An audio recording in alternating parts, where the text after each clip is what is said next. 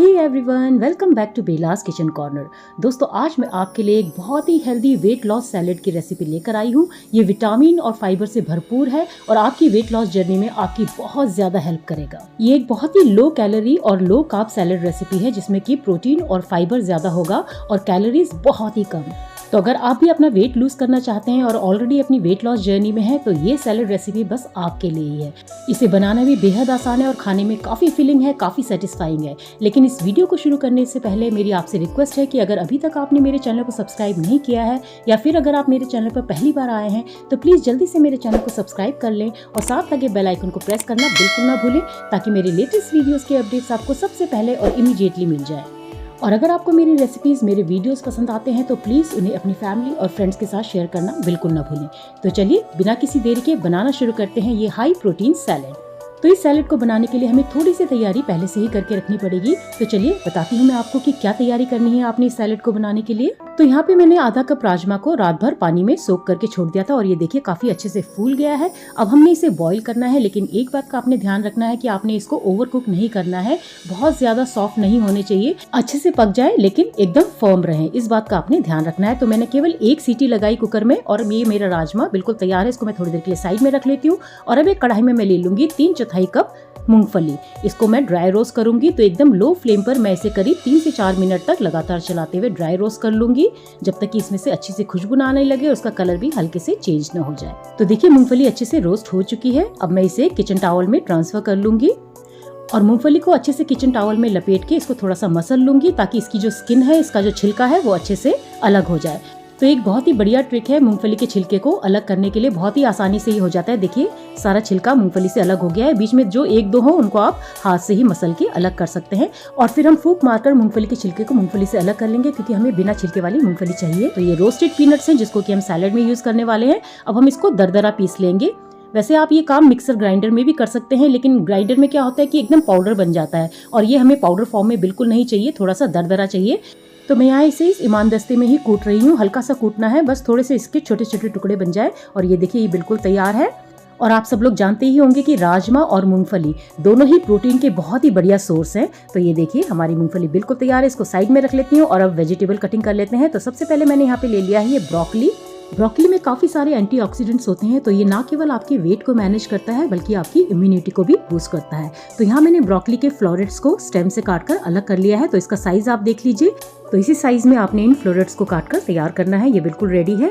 और अब मैंने यहाँ पे ले लिया है हरी शिमला मिर्च, लाल शिमला मिर्च और पीली शिमला मिर्च। इनको भी हम छोटे छोटे क्यूब्स में काटकर तैयार कर लेंगे। ये जो बेल पेपर्स हैं ये विटामिन सी, विटामिन ए और फाइबर से भरपूर होते हैं।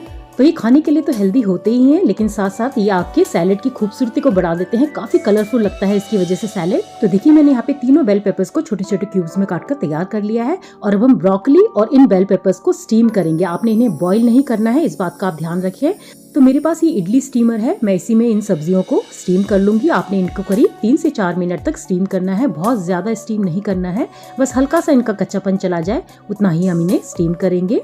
स्टीम करने से इनका कलर और टेक्सचर भी बरकरार रहेगा और साथ में इसमें जो न्यूट्रिएंट्स हैं वो भी लूज नहीं होंगे। तो चलिए अब हम इसे ढककर करीब 3 से 4 मिनट तक अच्छे से स्टीम होने देंगे।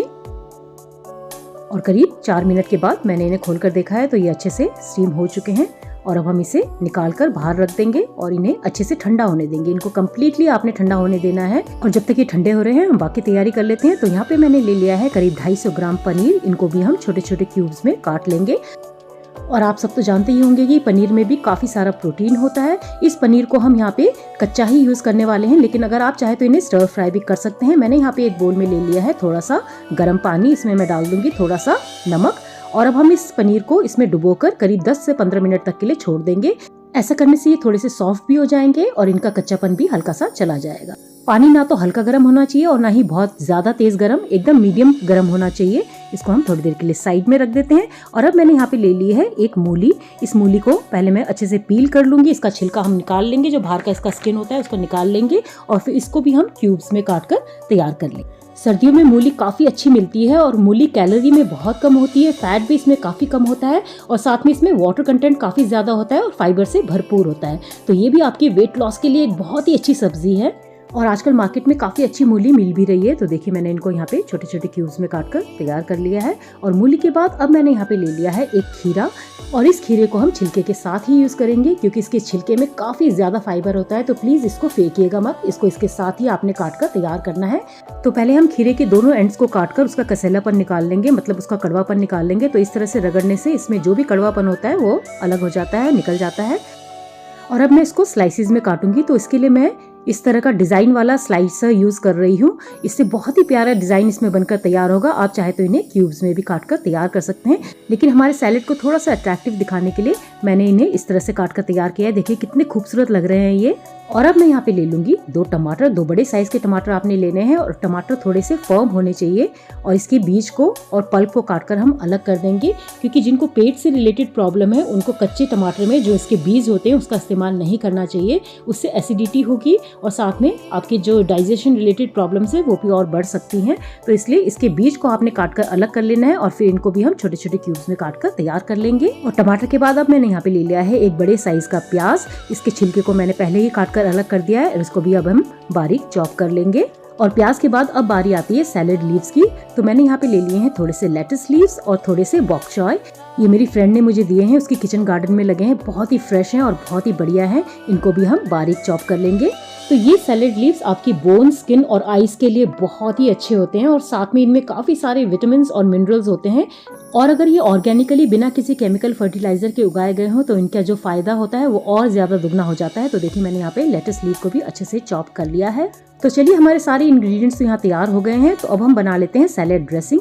तो सैलेड ड्रेसिंग बनाने के लिए मैंने यहाँ पे ले लिया है एक बड़े साइज का नींबू। इसका रस हम निचोड़कर एक बोल में इकट्ठा कर लेंगे। ये करीब 2 या 3 बड़े चम्मच के बराबर होगा। मैं इस सैलेड को बहुत ही सिंपल ड्रेसिंग के साथ तैयार करने वाली हूँ। और अब इसमें मैं डाल दूंगी 5 बड़े चम्मच ऑलिव ऑयल। अगर आपके पास ऑलिव ऑयल नहीं है तो आप इसे स्किप कर दें। आपने किसी और ऑयल का इस्तेमाल नहीं करना है, ना ही रिफाइंड ऑयल का, ना ही किसी और ऑयल का। और साथ में इसमें मैंने डाल दिया है 1 छोटा चम्मच नमक और 1 छोटा चम्मच ब्लैक पेपर पाउडर, यानी कि काली मिर्च पाउडर। नमक आप अपने टेस्ट के हिसाब से कम या ज्यादा कर सकते हैं। अच्छे से सारे इंग्रेडिएंट्स को हम आपस में मिक्स कर लेंगे। और अगर आप इसे थोड़ा सा और चटपटा बनाना चाहते हैं तो आप इसमें चिली फ्लेक्स और चाट मसाला भी ऐड कर सकते हैं। मैंने यहाँ पे यूज नहीं किया है क्योंकि मुझे सिंपल सैलेड ड्रेसिंग ही पसंद है। अब सारे इंग्रेडिएंट्स को हम एक बड़े मिक्सिंग बोल में ट्रांसफर कर देंगे। जितनी भी सब्जियां हमने काटी हैं, राजमा जो हमने बॉईल करके रखा है, और साथ में मैंने यहाँ पे डाल दिया है ये स्प्राउट्स। ये स्प्राउट्स हरे मूंग दाल का है। इसको भी मैंने रात भर भिगो कर छोड़ दिया था और सुबह तक इसमें अच्छे से स्प्राउट्स आ गए थे। इसको भी मैंने करीब 3/4 कटोरी यहाँ पे ऐड किया है। इसमें भी काफी मात्रा में प्रोटीन होता है। और इस सैलेड में आप सफ़ेद छोले का भी इस्तेमाल कर सकते हैं। उसको भी आपने रात भर भिगो कर रखना है, फिर बॉईल करके आप उसे इस सैलेड में यूज़ कर सकते हैं। और अब हम इसमें डाल देंगे सैलेड ड्रेसिंग, और अच्छे से सारे इंग्रेडिएंट्स को हम हल्के हाथों से मिक्स कर लेंगे, या फिर आप इसे टॉस भी कर सकते हैं। लेकिन अगर आप टॉस करने में कंफर्टेबल नहीं है तो आप बस इसे जेंटली हल्के हाथों से मिक्स कर ले। सारे इंग्रेडिएंट्स आपस में अच्छे से मिक्स हो जाने चाहिए। और ये देखिए कितनी आसानी से हमने ये बहुत ही बढ़िया सा हेल्दी सैलेड बनाकर तैयार कर लिया है। ये सर्व होने के लिए बिल्कुल रेडी है। तो चलिए इसे फटाफट सर्विंग प्लेट में निकाल लेते हैं। ये सैलेड बहुत ही क्रंची, बहुत ही रिफ्रेशिंग और बहुत ही टेस्टी बनकर तैयार होता है। खासकर इसमें जो पीनट्स हमने डाले हैं ना, उसकी वजह से इसमें बहुत ही प्यारा क्रंच आता है और खाने में बहुत ही अच्छा लगता है। और आखिरी में मैं इसे थोड़े से रोस्ट किए हुए तिल से गार्निश कर दूंगी। इस सैलेड को आप एज अ कंप्लीट मील भी सर्व कर सकते हैं, या फिर आप इसे अपने आफ्टरनून लंच या डिनर के साथ भी एंजॉय कर सकते हैं। एक बहुत ही बढ़िया रेसिपी है। तो एक बार इस सैलेड को जरूर ट्राई कीजिए। खासकर अगर आप अपनी वेट लॉस जर्नी में हैं और जल्दी वेट लूज करना चाहते हैं तो ये सैलेड रेसिपी एक बहुत ही बढ़िया ऑप्शन है। एक बार इसे ट्राई करके जरूर देखें। उम्मीद करती हूँ कि आज इस सैलेड की रेसिपी आपको पसंद आई होगी, और अगर ये रेसिपी आपको पसंद आई है तो इसे ज्यादा से ज्यादा शेयर जरूर करें और मेरे चैनल को सब्सक्राइब करके जरूर जाएं। तो मिलते हैं अगले वीडियो में किसी नई रेसिपी के साथ। तब तक अपना और अपने परिवार वालों का ख्याल रखें। Bye bye and take good care of yourself.